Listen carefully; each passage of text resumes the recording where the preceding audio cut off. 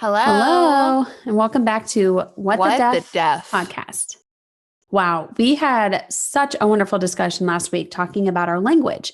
And after that, we had quite a few questions that came in talking about your experience with hearing aids and what it's like to be able to hear a little bit in this world. And when you take out your hearing aids, can you still hear? Yeah, we got a lot of great questions related to this topic. And really, for me, I got my first hearing aid at the age of 3 when that surgery happened to me. My parents gave me a hearing aid. And I don't really remember that time too much because I was so young, but I do remember the first time I had to change into a new hearing aid. I was not happy. I did not want a new hearing aid. I was so used to my old one. But my mom bribed me with a laptop. I mean, you can only imagine me being a first grader wanting that laptop. So I was like, okay, fine. I changed and got a new hearing aid, and holy cow, it was an adjustment for me because the new hearing aid, when you're used to one and then you get a new one, it sounds different. So I was really exposed to a lot of new sounds with this new hearing aid. And without my hearing aid, I cannot hear anything. I am profoundly deaf. And my right ear is completely unaidable with no hearing aid will help. I'm completely deaf. My left side is really about 80% loss. Well, really 80 decibel loss. And with the hearing aid, I can hear pretty well. So when I received my new hearing aid, I remember I was hearing something like in the background, and my dad said, "Oh, that's a bird chirping." And I looked at him and I said, "I never heard that before." So I kind of became overwhelmed with all the new sounds. And then after a while, my body and mind finally became accustomed to the new hearing aid. So I've been wearing hearing aids ever since I was 3, and it's always hard for me to change to a new hearing aid because I have to readjust and relearn. And I would spend hours in the audiologist's room making sure my hearing aid was sounding perfect. And sometimes with a new hearing aid, it'll sound muffled, and I just have to focus really hard to make sure the sound is perfect. And it's always the hard part when you adjust to a new hearing aid. So I remember a long time ago when they thought that hearing aids would be effective for me. And I tried to feed it to the dog because I know myself and it didn't work. So I fed it to the dog. funny enough, I did the same thing when I got a new hearing aid. I didn't want to wear it. So I put it on the coffee table and left it there. And the next thing I know, my parents were hearing a crunch, crunch sound. And they're like, oh my God. And my hearing aid had bite marks on it, but it still worked. So I used that hearing aid for like 5 years with the holes in it. It's awesome for deaf kids. Instead of telling the teacher that my dog ate my homework, we say, the dog ate my hearing aid, so I can't hear you. Sorry. No, but a lot of parents who are hearing and they have a child who is born deaf, of course, their natural instinct is to want to make sure that they provide their child with everything to fit into society and to make their child perfect in their eyes. And with a deaf child, I see a lot of hearing parents say, okay, what can I do to fix the child? Hearing aids are effective for a lot of deaf and hard of hearing students. I have a ton of friends who use hearing aids and they can talk really well. But some parents, they forget that even though you utilize hearing aids, cochlear implants, or anything, once those devices are removed, the child is still deaf. So, how can parents handle that aspect of teaching their child that it's okay to be deaf in this world instead of making them feel like, once I take out my devices, I can't fit into society. I'm in the wrong or I'm different. Again, I'm not a parent, so I can't sit here and preach to parents on how to raise a deaf child the right way. I mean, they're first a child, and then second, they're a deaf child. So I see a lot of deaf children and their journeys within hearing families. It really varies. I know that your parents are hearing, so I would love to hear what your journey was like and what your parents did when they first had you. And then the surgery happened, and they found out that you became deaf and decided to use hearing aids and schools and your whole journey. I would love to hear your thoughts and your perspective on how your parents handled the situations. Well, again, I'm the only one who's deaf in my family. So my parents had no idea what to do when that happened to me when I was 3. Luckily, my mom is a researcher. So she wanted to gather all the information she could and base her decision on everything she received. So I started in private school with no interpreter and no sign language. I just attended that school. And I couldn't really get into school. I didn't understand the teachers, the students. You can only imagine a classroom filled with 30 students plus a teacher who spoke. Plus, I relied a lot on lip reading.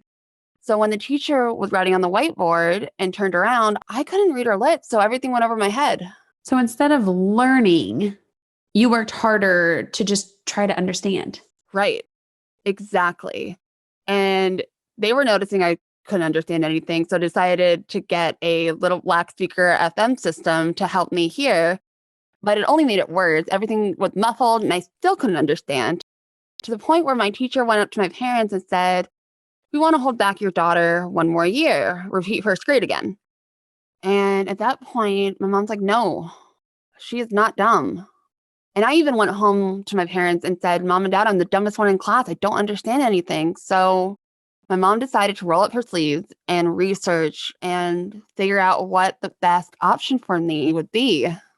And it got to the point where my parents thought maybe it's best for a deaf family to adopt me. Wow. They didn't know. And so my mom researched oral school to see if that would help me. She researched other options as well.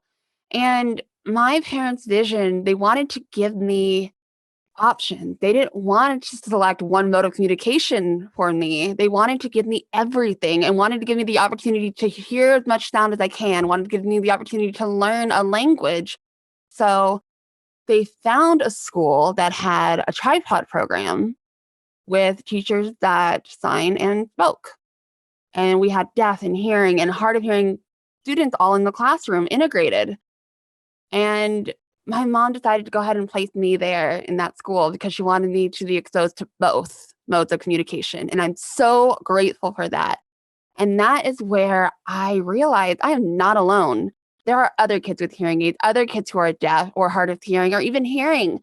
And they didn't look at me like I was different. We were all in one classroom and we were learning as students, not as deaf students or as hearing students. And so that opportunity really impacted my life. And I went from being the dumbest one in class to becoming a leader in the classroom because of that school. And it changed my life. So I'm curious. In a previous episode, you mentioned that you finally found your deaf identity at Gallaudet University. So what made Gallaudet University the place where you found your deaf identity compared to the school that had the program where you had a variety of different students in the school? I think for Gallaudet University, it's because it was predominantly deaf. And in my elementary school, I still had the choice of deciding when I wanted to talk, deciding when I wanted to sign, or even SimCom. I played around with my identity there. And I could decide which mode of communication that I wanted to use. But at Gallaudet, I could just be deaf and be Sarah and not have to decide which world I want to be a part of, which community I want to pick. And that's when I realized this is a world that fits me. It's a world that I've been craving for so long. It's a community that allows me to just be me without worrying about which society I want to pick and fit into. So that was the difference between my elementary school education and that experience of realizing, oh, I'm not alone, to Gallaudet, where I really got in touch with my deaf identity. And that was a huge difference for me. What differences have you noticed after going to Gallaudet University and then going back to a mainstream hearing world? Before, when you combined both your worlds, you ignored your deaf identity or tried to exclude it and shifted yourself to the hearing world. So now going to Gallaudet and finding your deaf identity and your authenticity, and now coming back to a mainstream hearing world, what differences have you noticed? First, I'm going to back up a little bit and explain, because elementary school is great, middle school, and then I got into high school. You know, middle school and high school is really that awkward time. The awkward phase. Right. So my awkward phase was related with rejecting my deaf side and ignoring my interpreters and not wanting to be a part of a world and seem different. Elementary school, we were all kids. Nobody worries about that awkward phase. We all interacted with each other. Middle school and high school, people start to really analyze themselves and start to unpack things. And I did neglect my deaf identity because I wanted to fit in and pick the hearing world over my deaf world. So then I got into Gallaudet and discovered my deaf identity. And I met you and I met other strong deaf individuals in our community. And with all of that wonderful experience, I brought that back with me to this day. And it's my strength as a deaf woman and acknowledging who I am and also what my needs are as a deaf woman. And I also realized I made that decision too. It's not entirely their fault for not signing or for those little things. I also contributed to that choice by deciding for them. And so Gallaudet helped me acknowledge that and acknowledge a lot of things that I've done in my past that I'm still working on. But it gave me my strength and my community and my home. And that was a big thing for me. That's amazing for me to watch because from my upbringing and my experiences with my friends who are deaf, but who are able to speak like you, they also went to a deaf school. And so watching their journey is completely different than yours. And it's amazing to compare and see how powerful it is for every deaf child to find their deaf identity within the world. So that's a message I want to send for parents. No matter if your child wears hearing aids, cochlear implants, they speak proficiently, they're exposed to the hearing world, that's great. But also expose them to the deaf world because that's where they can find a place to call home and they'll become more confident in their identity. And by being confident, that's what's going to make them successful in their life. And so a lot of my friends who can talk well, they went to a deaf school, so they're already in their own world. But something that I've noticed, typically they don't bring both worlds together. They either hang out with deaf people from the deaf school and they go out together with just deaf friends, or they get together with their hearing friends and that's it. They keep those two worlds separate instead of bringing them together and putting themselves in an awkward position of navigating both communities. While you've been in that position your entire life on how to bring both worlds together and build that bridge with both communities. And then you got involved with the deaf world and realized, oh, okay, how do I become a confident deaf woman and still be a part of both worlds? Yeah. And it's interesting too, because growing up, I didn't mind that. I didn't mind being a bridge to both worlds and introducing both worlds together. Again, it was just a part of me growing up. And I think over time, I really started unpacking and discovering why that is. And it's through going to Gallaudet and going to my other schools too, because actually after Gallaudet, I did transfer to another university where it was all hearing students. And I transferred schools and I went to a college that there were no deaf students. And that was a culture shock for me.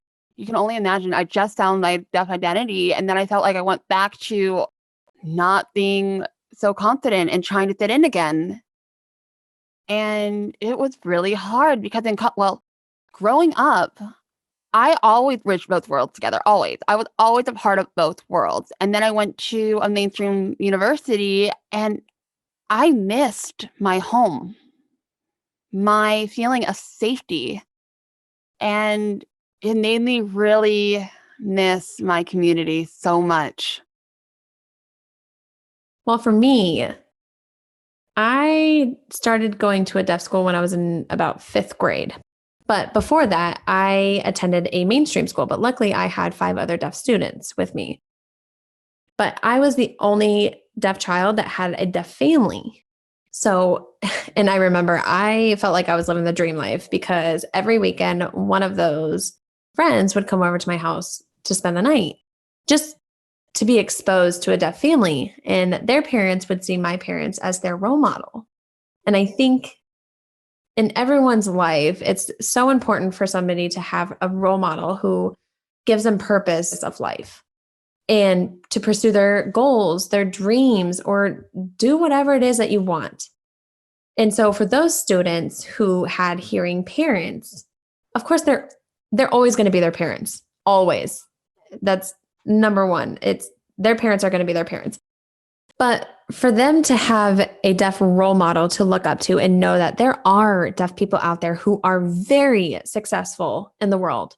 And so for me, it was a bonus because I'm like, yes, I got some friends coming over to spend the night. But really, the intended purpose was for them to be exposed to my parents and have that deaf family to grow up with. And to this day, I am still great friends with those students and I'm forever grateful. And also, their parents actually influenced my parents to be advocates for deaf children in a big mainstream setting with interpreters and who's qualified enough to become an interpreter. Their parents had that power because they're already a part of that hearing society. And so they were able to help each other. And that's what made our families just a beautiful one. Yeah. And your parents, they are a huge part of my life. And like you said about deaf role models, your parents are mine. My parents, I absolutely love and adore their support. They gave me everything. And my parents still kind of sign. But that's the one thing I wish my parents did when I was growing up was sign with me. I miss that communication access at home. Everything else my parents did, though, was amazing. I am so grateful for my parents to expose me to both worlds.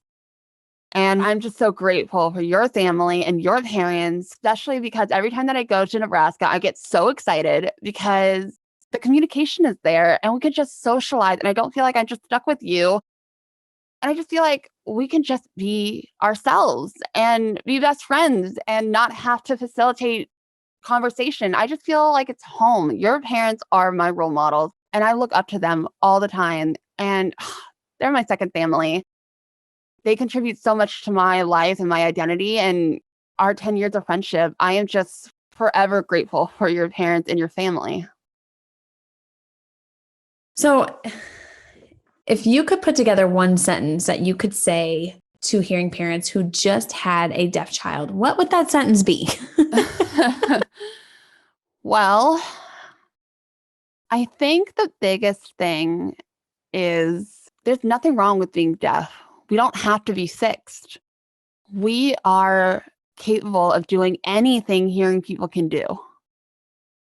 And just look at us like we're normal human beings and love us and support us and give us the opportunity to grow and shine in this world because we can.